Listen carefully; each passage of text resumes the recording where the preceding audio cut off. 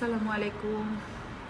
তো নাস্তা করলাম, নাস্তা করার পরে আগেকার যুগের চায়ের কাপে পেয়ালাতে একটু চা খাচ্ছি। দুধ চা, গরুর দুধের চা, সেই ট্যাশ। আসলে ভালো না। হ্যাঁ, মানে সিম্পল। পুরো দুধ দিয়ে কত বিল এসেছে নাইম? বিলটা দেখাও।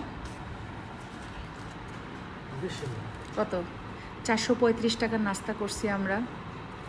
মানে পরোটা হচ্ছে 60টা, ডিম 6টা, ডাল ভাজি 2টা, হালুয়া 2টা, পানি 1টা, চা 2টা। দেখছেন, এই হচ্ছে আপনাদের পদ্ম আপু আর শিশির ভাইয়ার মানে খাদক হওয়ার প্রমাণ।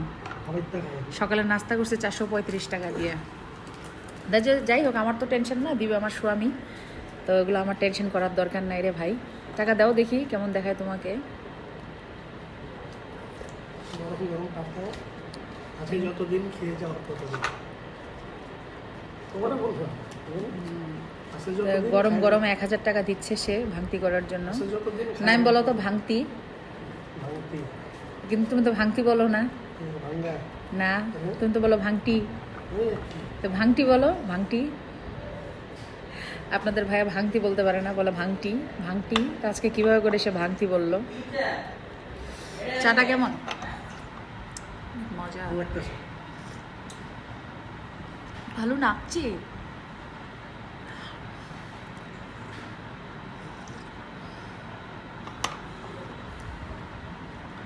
সেই ট্যাশ। বাড়ি থেকে এসে দুই জামাই বউ মিলে সেই একটা মজার খাওয়া দাওয়া করলাম।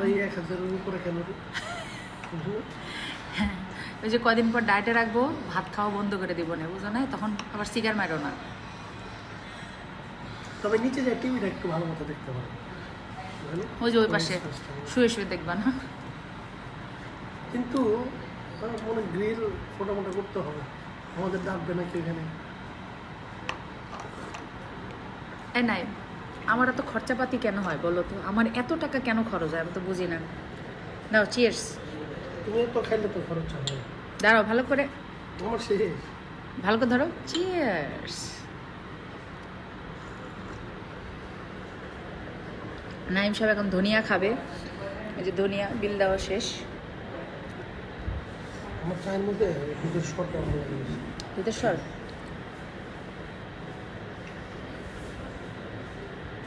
নিশ্চিত গুঁড়ো দুধ দিয়ে বানাইছে, তাই না? গুঁড়ো দুধ না? ধনিয়া খাও, একটু তো দিবেই। এই যে একটু ধনিয়া নিলাম। পুরো দুধ দিয়ে দিই, ধনিয়া দিয়ে দিচ্ছি।